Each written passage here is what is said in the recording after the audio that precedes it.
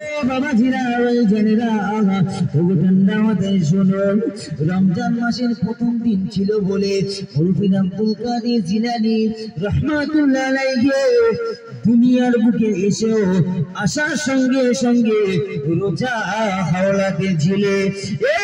বাবাজিরা ভাইজানেরা, এই দুনিয়ার বুকে এক শ্রেণীর মানুষকে দেখতে পাওয়া যায়, রমজান মাস অতিবাহিত হতে যায়, একদিন, 2 দিন, 3 দিন, 4 দিন, 5 দিন এমন করে নিয়ে এমনও মানুষকে দেখতে পাওয়া যায় 30 দিনে রোজা শেষ হয়ে গেল, একটা দিন তারা রোজা রাখতে পারে না। রোজা রাখলে শরীর খারাপ হয়ে যাবে, রোজা রাখলে শরীর ক্ষতি হয়ে যাবে, এই চিন্তা ভাবনায় রোজা রাখতে চায় না।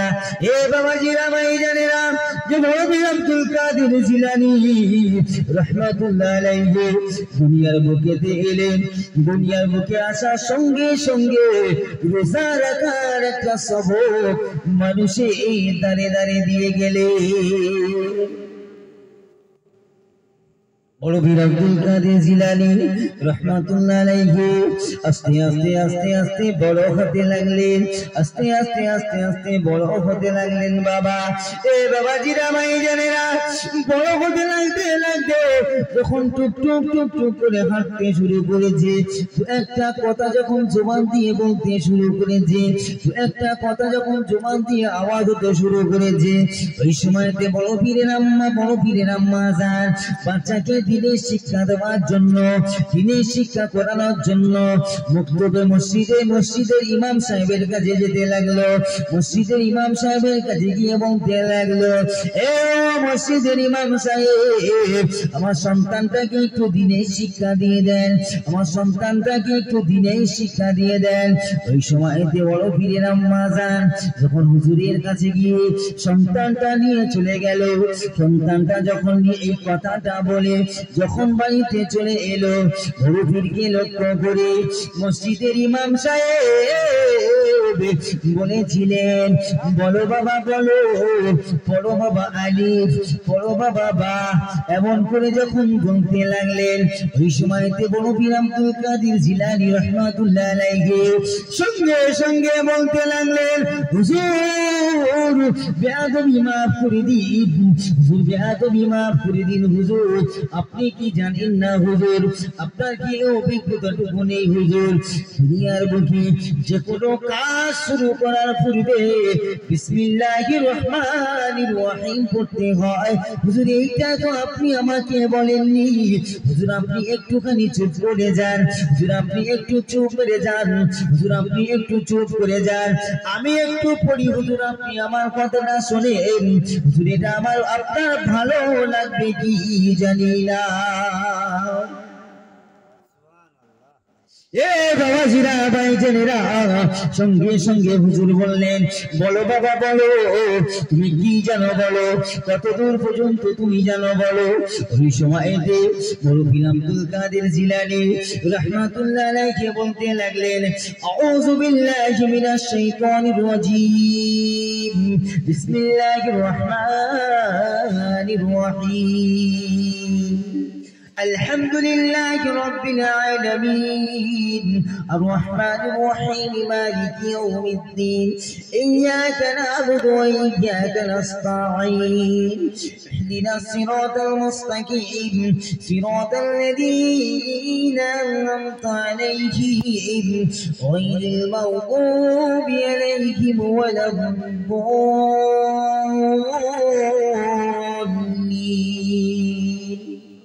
এমন করতে করতে করতে করতে যখন মুফতি আব্দুল কাদের জিলানী বেশ কয়েকটা পাতা যখন পড়তে শুরু করেছেন, হুজুর বলছেন, বাবা তুমি দাঁড়িয়ে যাও, বাবা তুমি দাঁড়িয়ে যাও, বলো বাবা বলো, তুমি কত দূর পর্যন্ত পড়তে পারো। তখন জিজ্ঞাসা করছে, বাবা বলো কত দূর পর্যন্ত তুমি তেলাওয়াত করতে পারো। ওই সময়তে বড় পীর আব্দুল কাদের জিলানী রাহমাতুল্লাহ আলাইহি বলেছিলেন, হুজুর বেয়াদবি মাফ করে দিন, হুজুর বেয়াদবি মাফ করে দিন। আমি এক পারা নয়, দুই পারা নয়, তিন পারা নয়, হুজুর আমি 18 পারা কোরআন আমি মুখস্থ পড়ে দিতে পারি, না দেখে পড়ে দিতে পারি। 18 পারা কোরআন হুজুর মুখস্থ পড়ে দিতে পারি। এ আমার বাবাজিরা, ভাইজানেরা, সঙ্গে সঙ্গে মসজিদের ইমাম সাহেব বড় পীরের হাত দুখানা ধরলেন, আম্মা জানের কাছে নিয়ে চলে গেল। আম্মা জানের কাছে নিয়ে হাজির হয়ে গেল। আম্মা জানের কাছে গিয়ে বলতে লাগলেন, মা তুমি যে বললে তোমার সন্তানটা একটু দ্বীনের শিক্ষা দেওয়ার জন্য, একটু আলিফ বা শিখিয়ে দেওয়ার জন্য, আম্মা জান আপনার সন্তান তো 18 পারা কোরআনের হাফেজ হয়ে আছে, আপনি তো এই কথাটা আমাকে বললেন না। যখন এই কথাটা বললেন, যখন এই কথাটা শোনালেন, সঙ্গে সঙ্গে বড় পীরের আম্মা জান দুই চোখ দিয়ে ঝরঝর ঝরঝর ঝরঝর ঝরঝর করে পানি ফেলতে লাগলেন। দুই চোখ দিয়ে অজানা পানি পড়তে লাগলো, ডুকরে ডুকরে ডুকরে ডুকরে কাঁদতে লাগলো। দুই চোখ দিয়ে পানি দিয়ে পড়ে আর ডুকরে ডুকরে কাঁদতে লাগে। ওই সময়তে মসজিদের ইমাম সাহেব বললেন, ও বড় পীরের আম্মা জান কেন তুমি কাঁদো? মা তুমি কেন কাঁদো? কেন তোমার দুই চোখ দিয়ে ঝরঝর করে পানি পড়ে? মা আপনার কান্নার কারণটা কি আমাকে একটুখানির জন্য বলবেন? মা আপনার কান্নার কারণটা কি আপনি একটু আমাকে জানাবেন? ওই সময়তে বড় পীরের আম্মা জান বলেছিলেন, ও মসজিদের ইমাম সাহেব আমার কান্নার কারণ হলো, আমার কান্নার কারণ হলো আমি যখন আমার সন্তান যখন আমার গর্ভে ছিল, আমার সন্তান যখন আমার পেটে ছিল, আমার সন্তানটা পেটে থাকা অবস্থায় আমি সর্ব সময় যখনই চলতাম, যখনই ফিরতাম, যখনই বসতাম, আমি কোরআন তেলাওয়াত করতাম, আমি কোরআন পাঠ করতাম। আমার সন্তান পেটে থাকা অবস্থায় 18 পারা কোরআন আমি পড়তে পেরেছি। আমি 18 পারার বেশি আমি কোরআন আর পড়িনি। আমার সন্তান দুনিয়ার মুখে চলে এসেছে, আমার সন্তান ওই 18 পারা কোরআন শুনে শুনে মুখস্থ করে দিয়েছে। আরো জোরে বলুন সুবহানাল্লাহ। সন্তান যখন আমার পেটে ছিল আমি 18 পারা পর্যন্ত কোরআন শরীফ তেলাওয়াত করেছি। আর ওই 18 পারা যখন আমি তেলাওয়াত করলাম, আমার সন্তান ওই 18 পারাই আমার কান্নার কারণ হলো যদি আমি 30 পারা আজকে আমি পড়তে পারতাম বেশি বেশি করে, আমার সন্তানটা 30 পারা হাফেজ হয়ে যেত। ধরে বলুন সুবহানাল্লাহ। আজকালকার মহিলারা কি করে, পেটে সন্তান থাক, হসপিটালে ছবি করতে থাক, যেখানেই যাবে টাইম পাসের জন্য শুধু মোবাইল ছেড়ে কখনো ভিডিও, কখনো টিকটক, কখনো ফেসবুক, কখনো হোয়াটসঅ্যাপ, কখনো ইউটিউব। ওই সমস্ত ছেলেরা, ওই সমস্ত মায়েদের সন্তানরা, ওই সমস্ত মায়ের সন্তানরা এই ছেঁড়া প্যান্ট, ভিকাটিং চুল, বাটপাট এই হবে তো আবার কি হবে? এ আমার বাপজি, এখানে যতগুলো গাছ আপনারা দেখতে পাচ্ছেন জলসার মঞ্চে, যে যে গাছ এখানে লাগানো আছে ফল তো সেই গাছেরই ফল হবে নাকি? আম গাছে কি পেয়ারা ফলবে বাপ? আম গাছে কি কোনোদিন পেয়ারা ফলবে? কোনোদিন ফলবে না। আম গাছে আমই ঝুলে থাকবে। তোমার গোলা যদি খারাপ থাকে, তুমি নিজে যদি খারাপ থাকো, তোমার সন্তানটা ভালো হওয়ার আশাটা কি করে তুমি করো? আজকে তুমি ছেলেকে তুমি খারাপ বলছো, ছেলে বৌমার কথা শুনি আমার ভাব দেয় না, ছেলে বৌমার কথা শুনে আমার হাতে টাকা দেয় না, আমাকে দেখে না। তা আমার বাপজি ভাইজানেরা, ছেলেকে দোষ দেওয়ার আগেই অন্তত বাপের সিডি কার্ডটাও একটু দেখা দরকার যে সে তার বাপের ভাত দিচ্ছে কিনা। আমি যদি আমার বাপের ভাত না দিয়ে থাকি, আমার বাপ আমার দাদুর ভাত দিচ্ছে কিনা এটা দেখার দরকার আছে কি নেই? আপনি যদি আপনার বাপকে সম্মান করেন তবেই তো আপনি আপনার সন্তানের থেকে ভালো পাওয়ার আশা করতে পারবেন, ঠিক না বেঠি? বাপজি এ লাইনে আমি যাব না, কারণ আমার মায়েরা যে কটা বসে আছে এ লাইনে গেলে ও কোটাও চলে যাবে, ওদিকে আমি মোটে যাব। যে ঘটনায় যাচ্ছি এদিকেই যাওয়া যাক। বড় পীর আব্দুল কাদের জিলানী রাহমাতুল্লাহ আলাইহি 18 পারা কোরআনের হাফেজ হয়ে গেল। আস্তে আস্তে বড় হতে লাগলো। বড় পীরের আব্বাজান আবু সালেহ মুসা জঙ্গি একটা মসজিদে ইমামতি করতেন। কি করতেন? ইমামতি করতেন। আমরা যেমন করি মসজিদে ইমামতি করি, তো মসজিদে ইমামতি করেন। একদিন জুমার নামাজের জন্য বড় পীরের আব্বাজান আবু সালেহ মুসা জঙ্গির নামাজের জন্য জামা পরলেন, আতর মাখলেন, পাগড়ি বাঁধলেন, মসজিদে যাবেন। ওই সময়তে বড় পীরের আব্বাজান যখন বাড়ি থেকে বের হবে তখনই বড় পীর আব্বাজানকে বলছে, আব্বাজান আপনি কোথায় যাচ্ছেন? আমি আপনার সঙ্গে যাব। আপনি কোথায় যাচ্ছেন? আমি আপনার সঙ্গে সেখানেই যাব। এ আমার বাবাজিরা ভাইজানেরা, খুব ঠান্ডা মাথায় শুনুন। বড় পীরের আল্লাহ পাক রব্বুল আলামিন কতটুকু পাওয়ার দিয়েছিলেন, ইজ্জত দিয়েছিলেন, সম্মান দিয়েছিলেন। এ বাবাজিরা ভাইজানেরা, খুব ঠান্ডা মাথায় শুনুন, আমার মায়েরা খুব ঠান্ডা মাথায় বুঝুন। বড় পীরের আব্বাজান যখন মসজিদের ইমামতি করার জন্য, জুমার নামাজ পড়ানোর জন্য যখন বাড়ি থেকে বার হবেন, ওই সময়তে হয়েছে কিনা, ওই সময়তে বড় পীর জিদ করতে লেগেছেন। বড় পীর বলতে লেগেছেন, আব্দুল কাদের জিলানী বলতে লেগেছেন, আব্বাজান আপনি কোথায় যাচ্ছেন? আব্বাজান, আব্বাজান আপনি কোথায় যেতে লেগেছেন? আমি আপনার সঙ্গে যাব। জেদ করতে শুরু করে দিয়েছে। বলছে আমিও যাব। সচরাচর যেমন আমরা মসজিদে যাই, আমাদের সন্তানরা বলে আব্বা আমি যাব, আমি যাব। নাতিরা অনেকে বলে আমি যাব, আমি যাব, বলে কি বলে না, বলতে লেগেছে। তো বড় পীরের আব্বাজান তখনই বললেন, না বাবা তুমি যেও না। বলছে না বাবা তুমি যেও না, ওই রাস্তা থেকে যেতে গেলে বন জঙ্গলের ভিতর থেকে যেতে হবে, অনেক বাঘ অনেক ভাল্লুক আক্রমণ করতে পারে, আমি জঙ্গলের ভিতর থেকে যাই। বারবার বারবার করে যেতে লাগলেন। সন্তান যখন জেদ করে, হয় দাদি বুঝো না আম্মা জান বুঝাবে, নিয়ে যাও নিয়ে যাও নিয়ে যাও, বলি কি বলে বলি।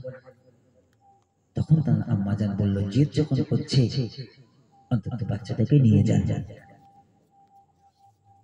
বড় পীরের আব্বাজান আবু সালেহ মুসা জঙ্গির বলতে লাগলেন, ও বিবি সাহেবা, আমার সন্তানকে তাড়াতাড়ি গোসল করিয়ে দাও, জামা প্যান্ট পরিয়ে দাও, আজকে আমার সঙ্গে জুমার নামাজে নিয়ে যাব, আজকে আমার সাথে জুমার নামাজে নিয়ে যাব।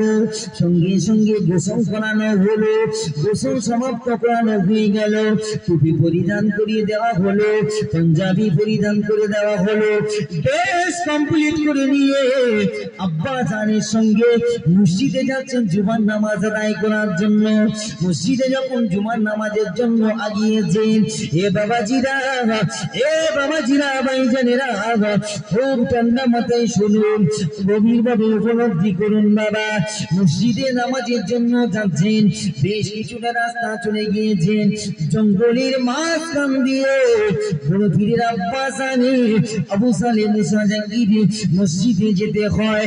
জঙ্গলের ঠিক মাঝ বরাবর পৌঁছে গেল, জঙ্গলের ভিতর থেকে কিছু হিংস্র হিংস্র প্রাণী অমনি আওয়াজ করতে শুরু করেছেন, এমন ভাবে আওয়াজ করতে শুরু করেছেন বাবা বড় পীরের আব্বা জান আবু সালেহ মুসা জাহাঙ্গীর বড্ড ভয় হয়ে গেল, ভয় পেয়ে গেল। সঙ্গে সঙ্গে বলল বাবা এবার তোমাকে কিভাবে বাঁচাবো?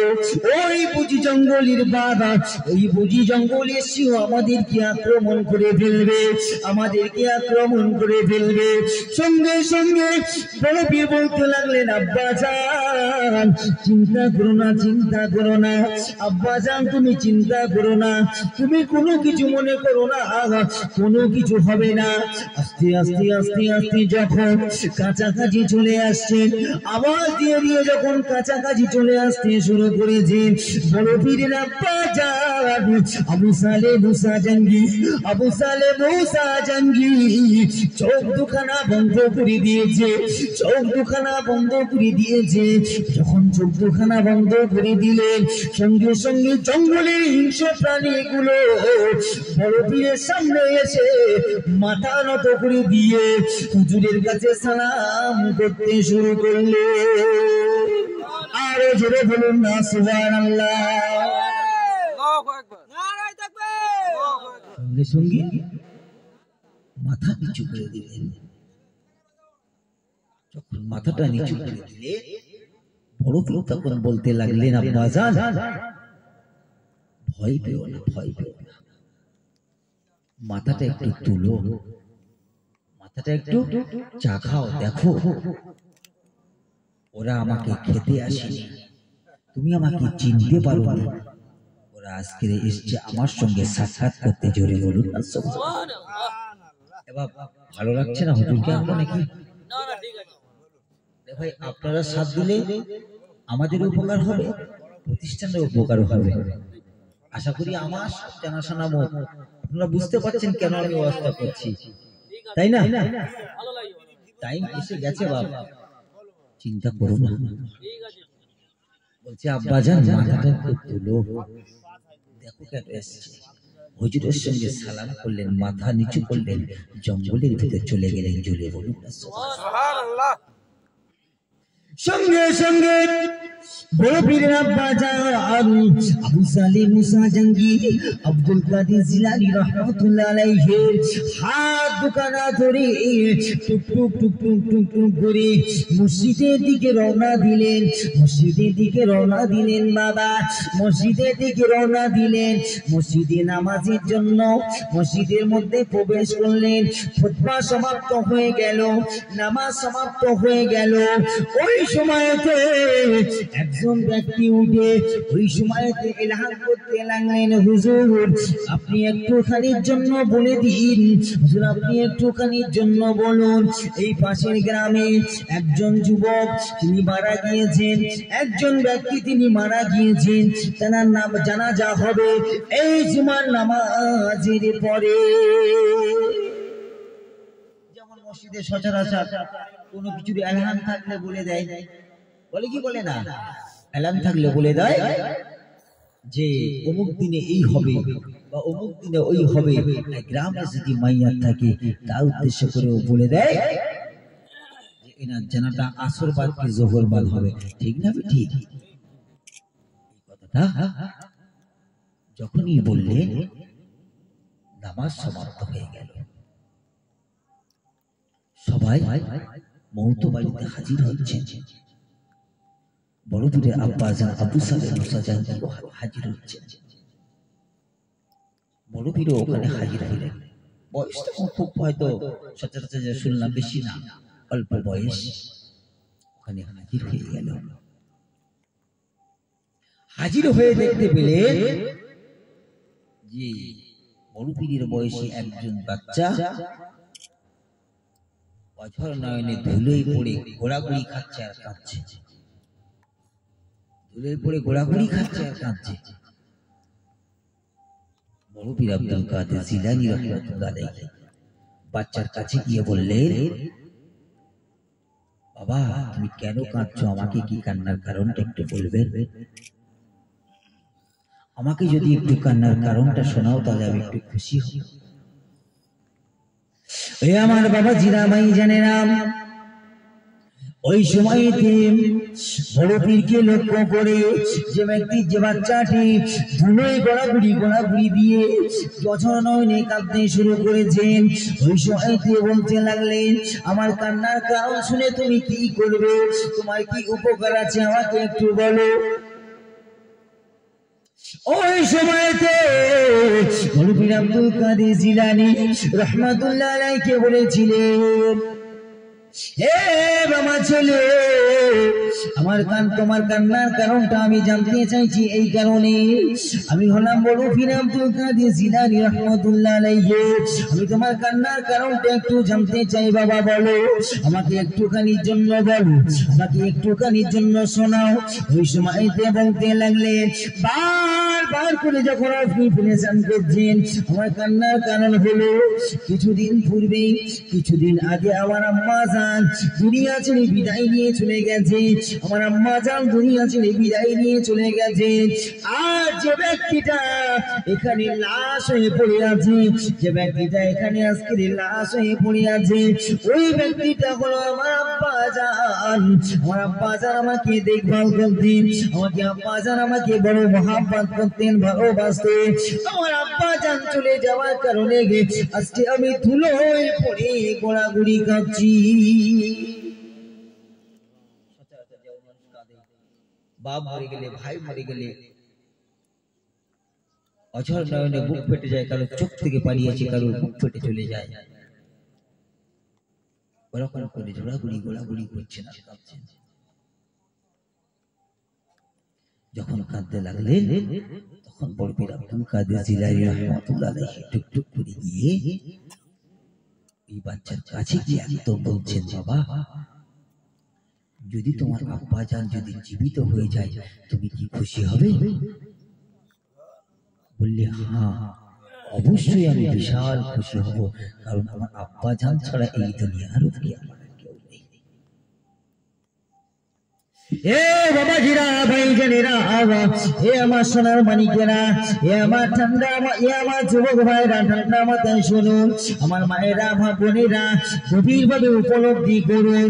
বড় পীর আব্দুল কাদের জিলানী রাহমাতুল্লাহ আলাইহি যখন বলতে লাগলেন, তোমার আব্বা জানকে যদি এই দুনিয়ার বুকে আবার জীবিত করে দেওয়া হয়, জিন্দা করে দেওয়া হয়, তুমি কি খুশি হবে? তুমি কি খুশি হবে? বললো, হ্যাঁ আমি অবশ্য অনেক খুশি হব। এ বাবাজিরা ভাই জানেরা, খুব ঠান্ডা মাথায় শুধু গভীর ভাবে উপলব্ধি করার চেষ্টা করুন। বড় পীর আব্দুল কাদের জিলানী রাহমাতুল্লাহ আলাইহি কোনো কথা বললেন না। লাশের কাফন দাফনের ব্যবস্থা করা হয়ে গেল, লাশের কাফনের ব্যবস্থা কমপ্লিট হয়ে গেল। লাশকে জানাজা দেওয়ার জন্য জানাজার জায়গায় উপস্থিত করা হলো। জানাজার লাশ সামনে দাঁড় করিয়ে দিয়েছেন, মানুষ কাতারে লাইন দিয়ে দাঁড়িয়ে গেছেন। যখন জানাজার জন্য নিয়াত মারতে যাবেন, বড় পীর আব্দুল কাদের জিলানী রাহমাতুল্লাহ আলাইহি আব্বা জানকে লক্ষ্য করে বললেন, আব্বা জান, হে আমার পিতা আব্বা জান, আব্বা জান, আপনার কাছে আমার একটাই অনুরোধ, আজকে যে ব্যক্তিটার জানাজা আপনি দিতে যাচ্ছেন, যে ব্যক্তিটার জানাজা আপনি শুরু করতে যাচ্ছেন, আব্বা জান, আমি আপনার কাছে একটা অনুরোধ করব, আব্বা, আপনি এই ব্যক্তিটাকে আপনি জীবনটা ফিরিয়ে দিন, একে আপনি একবারের জন্য জিন্দা করে দিন। যাকে আপনি জানাজা দিতে যাচ্ছে, ওকে আব্বা একটু জিন্দা করে দিতে হবে, ওনার সন্তানটা প্রচুর কান্না করছে। আবু সালেহ মুসা চান যে অবাক হয়ে গেল, মৃত ব্যক্তির জানাজা হবে, এতগুলো মানুষ এখানে হাজির হয়েছে, আর সেই মানুষটার জানাজার লাশ পর্যন্ত সামনে চলে এসেছে, এই মানুষটাকে কিভাবে চিন্তা করব? আবু সালেহ মুসা জাঙ্গি বলছে, বাবা তুমি কি পাগল হয়ে গেছো? এটা কোনোদিন সম্ভব নয়। এ বাবাজিরা ভাইজানেরা খুব ঠান্ডা মাথায় শুনুন, গভীর ভাবে উপলব্ধি করার চেষ্টা করুন, একটু ঠান্ডা মাথায় বুঝুন। বাপের ইজ্জতটা কেন নেবেন? বাপের সম্মান কেন আপনি করবেন? বাপকে ইজ্জত কেন আপনি দেবেন? বাপ মায়ের দোয়া ছাড়া আপনি কোনোদিন কামিয়াব হতে পারবেন না। বাপ মায়ের দোয়া ছাড়া আপনি কোনোদিন আগে বাড়তে পারবেন না। আপনি যত বড় রাজসাহেবের বেটা হন না কেন, বাপকে যদি আপনি কোন নজরে দেখেছেন, বাপ যদি আপনার একটা বারের ছোট্ট যদি আব্বা যান যদি তোমার নামে একটু বদদোয়া করে দেয়, আম্মা যান যদি তোমার নামে একটু বদদোয়া করে দেয়, ওই দোয়াটা যদি তোমার জন্য লেগে যায় আর আল্লাহ পাকের দরবারে কবুল হয়ে যায়, চিন্তা করতে হবে না তোমার 12টা বেজে গেল, আর তোমার কোনো কাজে আসবে না, তোমার নিয়াতার কোনো কাজে আসবে না, তোমার কোনো দিকে কোনো কাজ সফল হবে না। এই দিকটাকে লক্ষ্য করতে হবে। আব্বা জানকে ইজ্জত করতে হবে, আম্মা জানকে ইজ্জত করতে হবে, আম্মা জানকে সম্মান করতে হবে। আর এই সম্মানটা পাওয়ার জায়গা হলো এই পাঙ্গাশালীর বুকে যে সাইদাতুন নিসা সিদ্দিকিয়া হাফিজিয়া মাদ্রাসা করা হয়েছে, এরকম অধিকাংশ মাদ্রাসা প্রত্যেকটি গ্রামে দেখতে পাওয়া যায়। বাবা, এই প্রতিষ্ঠান যদি তুমি কায়েম করতে পেরেছো, আর এইখানে যদি তোমার সন্তানকে তুমি রাখতে পেরেছো, ওই সন্তানের থেকে বিয়াদবির আশাটা ভুলে গিয়ে সম্মান পাবে, আদব পাবে, সম্মান করবে, ইজ্জত করবে। এই চিন্তাটা মাথায় নিয়ে তুমি সারা জীবন জিন্দেগি আরামায়েশ করো, এলা মারো, কোনো চিন্তা নয়। আর যদি তুমি সন্তান দুনিয়ার বুকে ভূমিষ্ঠ করে দেওয়ার পরে এই সন্তানটা কোথায় পড়ছে, কি করছে, স্কুলে পড়িয়েছো, সন্তানটা কখনো চূড়া প্যান্ট, কখনো মাথার চুল ভি কাটিং, আর কখনো সেই সন্তানটা বড় বড় মোবাইল নিয়ে, ওই বড় বড় মোবাইল নিয়ে বিভিন্ন রকম ভিডিও করে, কখনো যাত্রার মহফিলে, কখনো সিনেমার মহফিলে হাজির হচ্ছে। এ বাবাজিরা ভাইজানেরা, এই সন্তানটার কোনো লক্ষ্য নাই, কেওয়াল নাই। আপনি সকালবেলা আপনার সন্তান বেরিয়ে যায়, সন্ধ্যা পর্যন্ত আপনি খবর নিতে পারেন না। সকালবেলা আপনার সন্তান চলে যাচ্ছে, রাত 10টা পর্যন্ত আপনি পিতা হয়ে কোনো খবর নিচ্ছেন না। আপনার সন্তানটা কি করলো, কোথায় থাকে, এই চিন্তা ভাবনা আপনার নেই। ওই সন্তানটা আপনার জন্য যে ভালো হবে, আপনার জন্য যে ভালো করবে, এই চিন্তা আপনার হয় কি করে? বাবা দোয়া থাকতে হবে কি হবে না? এ আমার বাপ কি ভাই জানেন, আমি তো মনে করি এই প্রতিষ্ঠানে আমি এতদূর আনার মূল কারণ হলো আমার পিতা, আমার আত্মীয় স্বজন। আজকের পুরো মাটির তলা থেকে নিয়ে আজকে আমরা উঠে আসছি। আমরা কারোর বানানো প্রতিষ্ঠানে গিয়ে ওস্তাদগিরি করি না, কারোর বানানো প্রতিষ্ঠানে গিয়ে আমরা হুজুরের দায়িত্ব থাকি না। আমরা এখন যে কজন আছি মাটির তলা থেকে আমরা উঠে আসছি, কারণ বাবজি তাই আজকের এই প্রতিষ্ঠানের উপরে আজকে আমরা যতগুলো মানুষই সারা রাত সারা দিন জেগে আছি, আমাদের কদরটা এর উপরে বেশি। যখন কোনো প্রতিষ্ঠানে গিয়ে আমি হুজুরগিরি করবো, ওস্তাদগিরি করবো না, তখন আমি না চাইলেও আমার মধ্যে রেলা চলে আসবে। কি আসবে? রেলা চলে আসবে। হুজুর সেক্রেটারি হুজুর তো আছে, উনি স্টেজ চালিয়ে দেবে। আমরা যখন দুমুঠো খেয়ে নিয়েছি একটা জায়গা থেকে, ঠিক না বে ঠিক বাবা? অধিকাংশ জায়গায় এটাই হয়। এ বাবাজিরা ভাইজানেরা, সেই জন্য করে বলবো বাবা, বাপের কদর কেউ ছাড়বে না, মায়ের কদর কেউ ছাড়বে না। বাপকে কটু কথা বলবে না, বাপকে বড় চোখে দেখবে না, বাপকে বড় গলা আওয়াজে কথা বলবে না। বাপের দোয়া যদি যদি একটা বারের জন্য মুখ ফসকে যদি একটা বারের জন্য বেরিয়ে যায়, আল্লাহ পাকের দরবারে যদি কবুল হয়ে যায়, তোমার 12টা বেজে গেল, ও বাজা 12টা বাজার কোনো দিন সোজা হবে না। অনেকে বলে কি বলে না, এর কপালে গজব পড়তে পারে না, ও অ্যাক্সিডেন্ট হতে পারে না, ওই দোয়াটাই আল্লাহ পাকের দরবারে লেগে গেছে। আর আর গেছে ঠ্যাং ভেঙে। ওই ঠ্যাং ভাঙার কারণে ওখানেই টিউমার হচ্ছে, ওখানেই ক্যান্সার হচ্ছে, আর বাপ এত দোয়া করছে, সে দোয়া কাজে লাগছে। মেন দোয়া তো কবুল তো হয়ে গেছে। ওই জন্য করে বাপদেরকেও বলবো, সন্তান যদি অন্যায় করেন বোঝান, কিন্তু বদদোয়া অধিক করবেন না। এ বাবাজিরা, ভাইজানেরা, ও ঠান্ডা মাথায় শুনুন, গভীর ভাবে উপলব্ধ করুন। ওয়াজ আমি ভুলে যাইনি বাবা। বড় পীর আব্দুল কাদের জিলানী রাহমাতুল্লাহ আলাইহি আব্বা জানকে বলতে লাগলে, আব্বা জান, আপনি যদি নাইবা পারেন, একটা বারের জন্য আপনি ইজাজতটা আমাকে দিন। জোরে বলুন সুবহানাল্লাহ। বলে ভয় পাচ্ছেন? কোনো ভয় নেই, আছে নাকি? হ্যাঁ,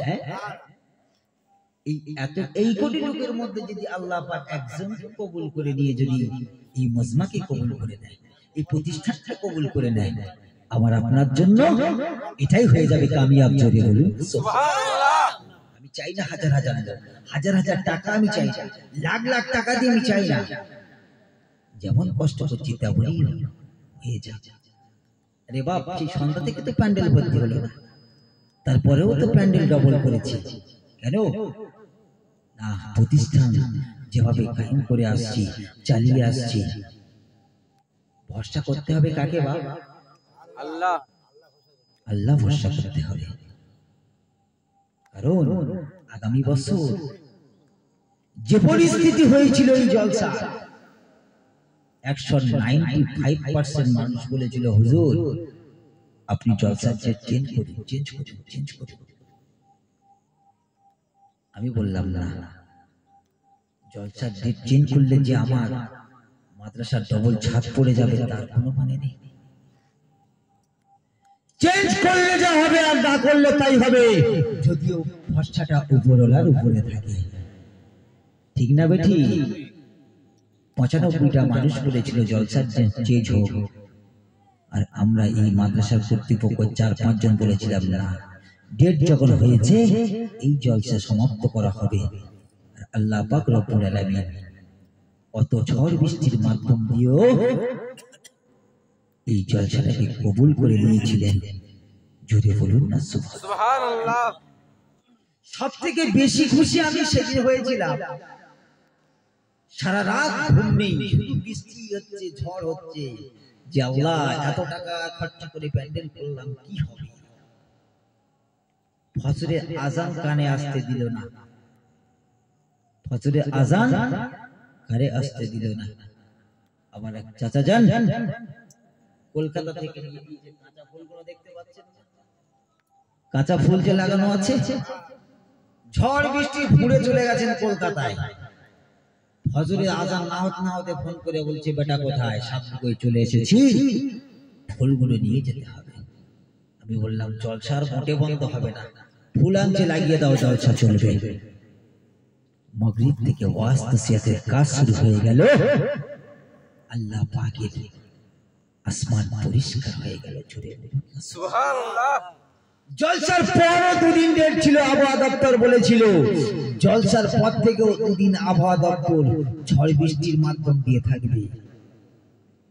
কিন্তু রাতে জলসা হয়ে গেল, সকালে দোয়া সমাপ্ত করা হলো, পূব আকাশ থেকে সূর্য উঠে গেল, বেলা উঠে গেল, লাইট পেয়ে গেলাম। জোরে বলুন না সুবহানাল্লাহ। আল্লাহ যেখানে রাজি হয়ে যাবে, বান্দার কোনো কথা চলবে? যতই আপনি হিংসা করেন না কেন, যতই আপনি প্রতিষ্ঠানের ক্ষতি করার চেষ্টা করেন না কেন, যতই আপনি কুনজরে দেখেন না কেন, আমার আল্লাহ যদি রাজি হয়ে যায়, এই প্রতিষ্ঠান কামিয়াব হয়ে যাবে। জোরে বলুন সুবহানাল্লাহ। এ বাবাজিরা, ভাইজানেরা, বড় পীর আব্দুল কাদের জিলানী রাহমাতুল্লাহ আলাইহি আব্বাসানকে বলতে লাগলেন, আব্বাসান, আপনি আমাকে একটুখানি ইজাজতটা দিন, আপনি আমাকে দিন, দেখি আপনার সন্তান কিছু করতে পারে কিনা। ওই সময়তে বড় পীরের আব্বাসান আবু সালেহ মুসা জাঙ্গির বলেছিলেন, বাবা যাও, তোমার ক্ষমতা ক্ষমতা থাকলে, তোমার শক্তি থাকলে, তোমার আসমানি পাওয়ার থাকলে, তোমার ইজাজতটা দিয়ে দিলাম, তুমি ওই ব্যক্তিটাকে জিন্দা করে দাও। ওই সময়তে বড় পীর আব্দুল কাদের জিলানী রাহমাতুল্লাহ আলাইহি সঙ্গে সঙ্গে বলেছিলেন, বড় পীর আব্দুল কাদের জিলানী রাহমাতুল্লাহ আলাইহি বলেছিলেন, এক কাফনের ভিতরে মরে থাকা লাশ, এই কাফনের ভিতরে মরে থাকা লাশ, আর একটুখানির জন্য তুমি লেট করো না, উঠে যাও, উঠে যাও, কাফনের ভিতর থেকে তুমি সাড়া দাও।